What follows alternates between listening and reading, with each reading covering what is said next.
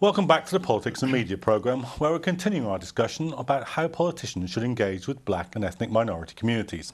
My new guests in the studio are Alok Sharma, Conservative MP for Reading West and Vice Chairman of BME Communities, Murad Qureshi, Labour London Assembly Member, and Dr Richard Hayton, Lecturer in Politics at the University of Leeds. Dr Hayton is also the author of a recent book on Conservative Party leadership and strategy. On the phone, we're joined by Nigel Farage MEP, Leader of UKIP. Welcome to the programme, everybody. So, Alok, this drive by Cameron to recruit more black and Asian MPs, do you think it's going to be able to push the standing of the Tory party up from the something like only 16% support it has amongst those communities at the moment? Well, I think what's very interesting, if you look at the ethnic minority British election survey that took place after the 2010 election, carried out by the Runnymede Trust, one of the key findings of it was that actually when it comes to values, the values of all ethnic minority communities are much more aligned with the Conservative Party than any of the other political parties. And I think what's important for us is to demonstrate through our policies and through our engagement that actually these shared values are also translated into the policies that we have got on the ground. And I think that is the way that you engage, that's the way that you communicate, and that is the way that you build trust over a longer period of time. Let me bring in Nigel Farage, who's joining us on the phone. I mean, Nigel, right, lots of commentators kind of see UKIP as the kind of traditional Tory party in exile. Do you think this is a response by Cameron to try and bolster up support in other areas? Well, of course it is. And I mean, generally, the Conservative Party is having a very bad time with its traditional base. I don't blame him for trying to reach out to different communities. But I do think that there's one thing that he's missing here. And that is that there's this whole dimension with the black and Asian communities in Britain that so many of them come from countries that are part of the Commonwealth. And of course, what we've done as a nation, we've done it for 40 years, I know, but we've rather turned our backs on the Commonwealth in favour of Europe, which to begin with was a common market and looked like quite a good idea, and my mum and dad voted for it, but has now become a political union whereby we have an open-door immigration policy and work policy to anybody from Poland and from next year to Bulgaria and Romania, and yet it's actually quite difficult for successful, reputable courier houses to bring chefs in from the subcontinent. And I think the one thing that UKIP perhaps has to offer on this is that we are a very strong pro-Commonwealth party. Richard, just getting back to the core of this issue, do you think that the Tory party actually does have the capability of rebuilding or strengthening a base in these communities with this kind of tactic? Well, the evidence is that the Conservatives have actually made some progress with voters from black and ethnic minority communities. However, they're building from a very low base. So at the 2010 election, it was only around 16% of BME voters actually voted for the Conservative Party, which was a record high, up from about 12%. So the Cameron's strategy does seem to indicate there is potential there for the Conservatives to build some support, but they've obviously got a huge distance to go to get anywhere close to the Labour Party, where you're still looking at over 2/3 of BME voters voting for Labour. But I think for us one of the key issues is actually demonstrate the reality and turn that into the perception. I mean, right now the perception with many of the BME communities is that we are not engaged and that somehow the party is still where it may have been 20, 30, 40 years ago. That has changed. I think, as you heard in the first part of this section, since 2005 David Cameron has come in, he has engaged, energised. We went from 2 to 11 members of parliament from ethnic minority backgrounds at the last election, and of course we want to see a party and a parliamentary party which is representative of society as a whole. But what is really important for us is to be consistent in that engagement and talking about the policies that are making a difference. When it comes to small businesses, there are many people from ethnic minority communities who run small businesses. There's an awful lot we're doing in terms of bringing corporation tax rates down. People from ethnic minority communities are really interested in education for their kids. There's a lot we're doing in terms of the pupil premium to help those from disadvantaged backgrounds. There's a lot we're doing in terms of driving school standards. And those are sort of policies that we have in place which also connect with our values and those of the ethnic minority communities. And that's actually what we are now trying to do in a consistent way. And Murad, do you think this can work? I mean, Paul Goodman of the Conservative Home was writing in the Telegraph saying the Tories have already lost the next election, they can't recoup it. This might be one way they could try, but they probably won't be able to. How smug do you feel, I suppose, is the question? Well, my experience is, as an Assembly member representing various communities across London. I think we've got the biggest concentration of minority communities in the whole country here in Greater London. And it's quite clear the Tory party is still seen as a nasty party. And I think that's strongly being conveyed in the austerity package and the way it's been implemented on working families today and subsequent years already and in the future. And it has disproportionately hit many of these minority communities in a way that I don't think has really been readily accepted. So, for example, at local government, where I think much of the good work that Labour has done historically with minority community has been done, that there are major cuts which are going to cut away those line lives that many of those communities depended on to keep them going as communities. So I think one can look at it at several levels, the national and the local, and the national messages haven't been particularly au fait with attacks on multiculturalism in the present government. We've had attacks by going back to Enoch Powell, but it goes further back. I mean, let's face it, Churchill wasn't particularly keen on the imperial subjects getting freedom after World War II, and I think the Labour Party then, under Attlee government, was offering a negotiated independence, and those kind of reflections and takes on history are still there, whether you like it or not. Let me just bring Nigel Farage back in. Nigel, I mean, all right, so the Tory party, I mean, a lot of the commentators, Murad's just made the point, is still seen as the nasty party, but don't you have a problem that you're seen as the even nastier party? And wouldn't you have to make good on your introductory remarks on this programme and say, OK, well, there is a problem with people from the Commonwealth, as you put it, coming in. We're going to relax immigration controls for them. Well, what we would do is we would relax the work permit scheme to allow people to come into the country who've got skills and want to work. And I think that that example of the curry chefs that are needed is a very good one. I mean, whether it's from the Commonwealth or whether it's from the EU, I think we have to accept that the census figures released the other week did shock people. I mean, the fact that nearly 5 million people have settled here over the course of the last 10 years is something that all of us have to think about very sensibly and very seriously. But, this nasty party business, I mean, we have suffered from the outset from a perception that because we're basically a party that patriotically believes in Britain, that somehow that means you're against people. We're not. And I would point out that without using positive discrimination at all, we had more BME people standing for us as candidates in the Euro elections of 2009 than any other party. So we're colourblind, but I think there's a bigger divide in politics than we're even discussing today. I don't think the divide between the Tories or the parliamentary parties from any party and the population is so much divided on lines of colour or ethnic origin. I think the problem that's happening in this country is now based on class, that there's virtually nobody, regardless of colour or ethnic background, there's virtually nobody on the front benches from either of the two or three big parties that actually comes from a working class background. And I see that as being an even bigger disconnect in British politics. Well, Richard, well, let's pursue that, because we had probably a unique moment in television history here, where Nigel Farage is making the same point that Owen Jones was making in the first part of the programme. But class is an issue at this, isn't it? It is. There was, I think the Conservative Party is aware of that as well. I mean, Lord Ashcroft, who is a prominent Conservative peer, and has commissioned research into this issue and published a report on it recently. He did an opinion poll with over 10,000 respondents, over 3,000 of which were from black and ethnic minority groups. And that found there was a big correlation between class voting and BME voting. However, it was stronger amongst BME communities. The biggest indicator that someone wasn't going to vote Conservative was the fact that they weren't white. So there's a massive challenge there for the Conservatives to address. I think if we just put this in the historic context, I mean, many people who originally came to the country, to the UK, with ethnic minority backgrounds, came into unionised workforces. There was a natural affinity with Labour, and that's one of the reasons they stuck with Labour. What you're seeing with second and third generation, as communities are becoming a lot more self-confident, a lot more prosperous, they're actually starting to question, whether their political allegiance should be the same as their parents or not. And actually, what I find when I talk to people from ethnic minority backgrounds, British people from ethnic minority backgrounds, is they're pretty disillusioned with Labour. And I think you saw that in the Bradford West by-election.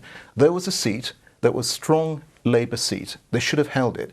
and it went in a huge way away from them. And the reason is because people from ethnic minority backgrounds feel that the Labour Party has taken them for granted for many, many years. Yes, it is the case that we haven't engaged as well as we should have done, but that is changing, and I think that is what's going to be demonstrable at future elections. I mean, well, that's an interesting point, isn't it? Because, you know, if it's true, I mean, we could argue the degree to which this happens, but to a degree it happens that as communities that are originally almost exclusively working class and poor begin to socially differentiate, there's a kind of room for middle class members of those communities to change their political affiliations, which were perhaps originally Labour. Shouldn't Labour be countering that by actually re-establishing the kind of Labourism that there was in the past? Because otherwise, as Alok suggests, something to the left of you can emerge and take that vote. We certainly cannot take it for granted. And I think it's one of those things you have to work on and not assume. And I think one of the things that I've certainly found when I've been on this programme before is the concerns I've heard from callers into the programme, and it's been foreign policy and civil liberties. And I think there is things there that we need to do to offer the electorate, particularly this part of the electorate, next time round, and make sure that they feel confident that their views and opinions on those fronts will be represented. I think, actually, many of the minority communities, like, for example, the Arab folk along the edge of the road, have got a lot to offer and given us insights in the Middle East that we don't otherwise get. Those are the kind of things I think we need to do, and I think that there is a sophisticated electorate there who would actually contribute willingly and in a way which will also help us have a better understanding of foreign affairs and where things are going. I can tell you this, they knew more about what was happening out in the Arab Spring than anyone else in London, also than all the policy wonks that all the parties have. Richard, let me just bring you back on this. Isn't the party that should really be thinking about this policy the Liberal Democrats? I mean, they're absolutely being hammered in the polls. If there was a group of people that they might more easily begin to relate to than the Tory party is members of the BME communities, shouldn't they be the ones that are most thinking about this? Because let's face it, without them, the Tories look very unlikely to win the next election. Yeah, well, the Liberal Democrats have also actually struggled to sort of engage with large numbers of ethnic minority voters. And again, at the last election, they were only sort of polling a similar percentage, around 14%, amongst those voters. So they've got a lot of work to do there. And they've also struggled to get sort of to change the image of their party, which the public face of the Liberal Democrats is still really as a white party.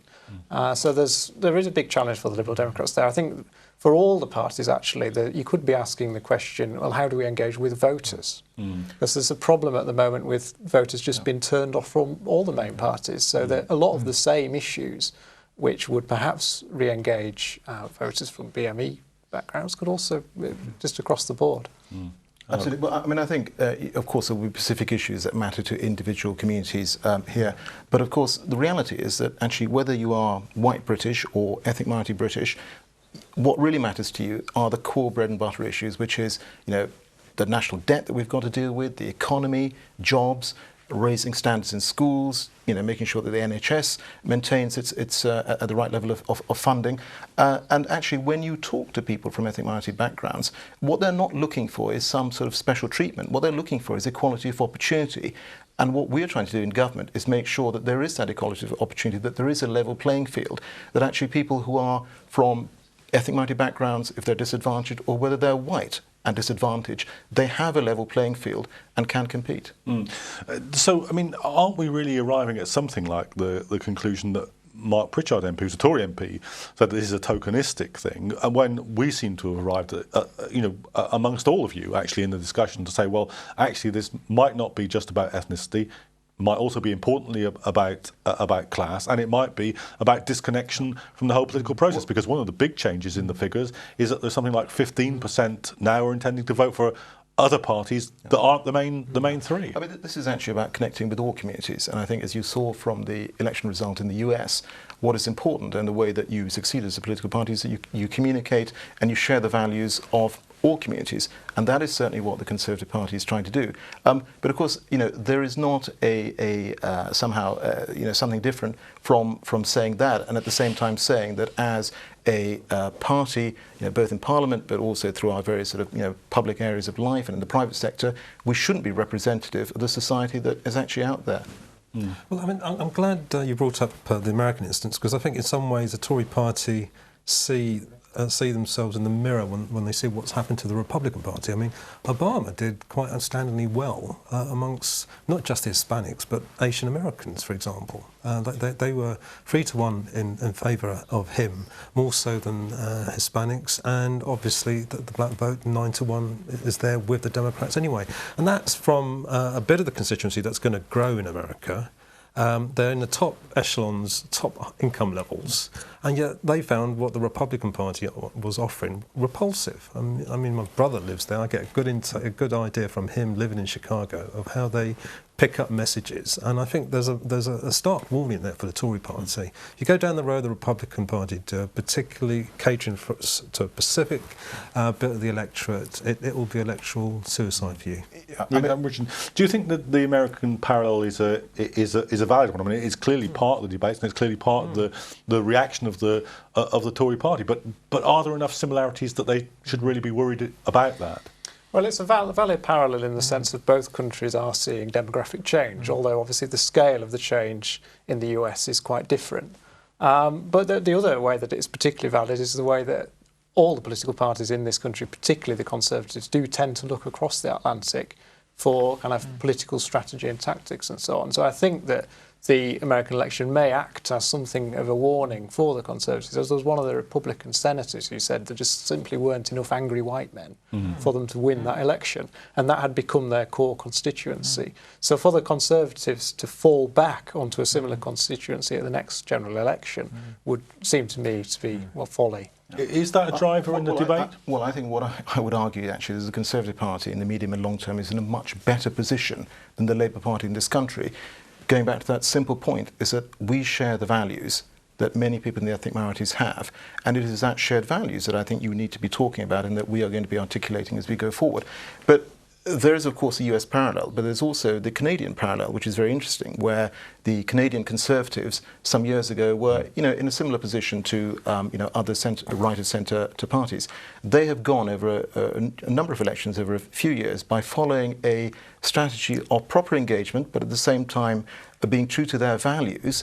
They've gone from, at the last election, having more people who were born outside Canada as a proportion voting for them than those born in Canada as a proportion voting for them.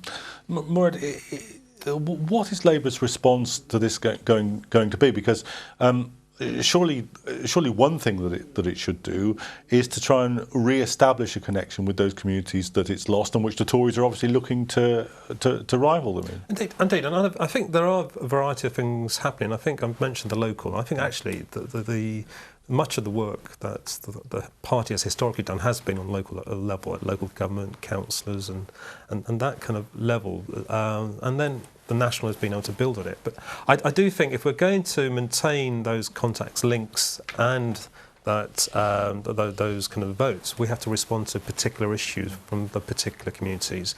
I think what we've seen with our parliamentarians, they've made efforts with things like Friends for India, Friends of the Middle East and Palestine, for example, and I think they've made contributions to debates at Parliament which otherwise may not have been made, and I'm sure you'll be aware of some of that. And I think that's probably the way what's happening now, and we should continue doing that and not take it for granted, because like any voters, you can't assume they're always going to be there walking into the voter booths year in, year out, or election after election. Richard, I mean, one of the things we touched on in the first part of the programme, but I'd like to come back to it, is in terms of reaching out to these communities who are disproportionately some of the poorest communities in the country, with the length of the austerity programme now being pushed way to the future, even if this strategy were wholeheartedly adopted, won't it be undermined by the austerity programme anyway? I think the Conservative Party in particular, and also I suppose the Liberal Democrats as part of the coalition, really do have that problem of, while maybe David Cameron perhaps leading up to 2010 neutralised some of the negatives which perhaps permanently put certain voters off, to now articulate a positive and more inclusive message, a message of hope. That's just very difficult when you are in, the economy is still smaller than it was in 2008, so the government's constantly faced with very hard choices about the distribution of very limited resources. I mean, politics is always ultimately about kind of compromise and making tough decisions, and more so than ever at the moment. So the Labour Party, I think, is probably in a much stronger position to reassure those groups that it still understands their concerns, whereas when the Conservatives are doing things such as restricting the increase in the rate of tax credits and so on, which is hitting millions of sort of lower middle income families, both in and out of work. And that's something which kind of is obviously going to, if you're not already attached to that party, when you've been hit by a policy like that, it's unlikely that that's probably going to draw you towards the party. I mean, Alok, isn't this the case? I mean, the equal opportunities programmes and promoting BME communities as candidates and so forth, I mean, people may think that's all very well, but you can't pay the rent with it. Well, I think the policy that we're following, as I said, is not just about individual candidates. This is about setting out our stall and explaining our policies and our values. And actually on the doorstep, what you will find is that people understand why the government is having to make some very difficult decisions. The reality is that whoever was in government would be having to make some difficult decisions. And people understand that we were left with an economic mess by Labour, with record budget deficit, and that is something that we have to deal with. And many people from ethnic minority communities that I talk to understand that. But actually one of the other big dividing lines that is emerging is about values, and whether or not as a political party you're on the side of people who work hard, who want to get on and are aspirational, which I think is the case for many from ethnic minority communities, and on the other hand, people who at the end of the day, you are not for those type of people. And I think one of the things that's going to happen tomorrow in Parliament is this vote on uprating of welfare benefits, where it is going up by 1%. And actually, many people in the private sector have had to take pay cuts over the last few years. In the public sector, they've had pay increases of only 1%. And what the Labour Party is saying, no, actually, that's, as far as we're concerned, that's not right. What we want to do is to force welfare benefit payments to be even higher. And actually, this is where it comes down to values. Whose side are you actually on? The Conservatives are on the side of people who work hard, who want to get on, who are aspirational, and that absolutely represents the vast majority of those in the ethnic minority communities. Well, okay, I mean, that's a pitch which you're going to make, but it is the case. But don't you wince slightly then when you hear leading members of your party making the speech about these people are going off to work in the morning and they look up at the window and the curtains are still closed, when actually many of the people in these communities are precisely behind those curtains, not because they're lazy, but because they've just lost their jobs, and they will be listening to that speech, and they'll say, okay, this man says, great, we're in touch with your values. This man says, you're a lazy shirker. No, but I think as you will, since we have this discussion, many of these people will also be working maybe one, maybe two jobs and working incredibly hard. And they understand how tough it is when they're out there for their employers and in terms of any impact that they've had on their wages. So I think people do understand that at the end of the day, you've got to cut your cloth. And as I said, whoever was in government, I mean, let's not fool ourselves into believing that somehow if the Labour Party was in government now, we would suddenly have a splurge of spending. Because if that is what they're suggesting, then they ought to set that out very clearly now. Well, look, you keep coming back to these values. I mean, there are collective, communal values as well, and I think those things are there within many of the minority communities that we're talking about.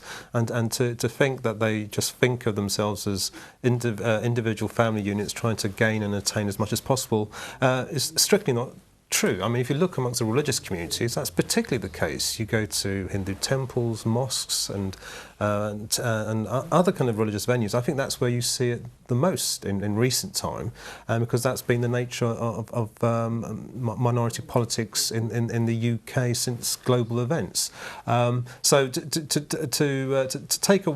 kind of suggest that those are values that they don't give value to, I think is fundamentally misunderstanding how many of these communities do operate.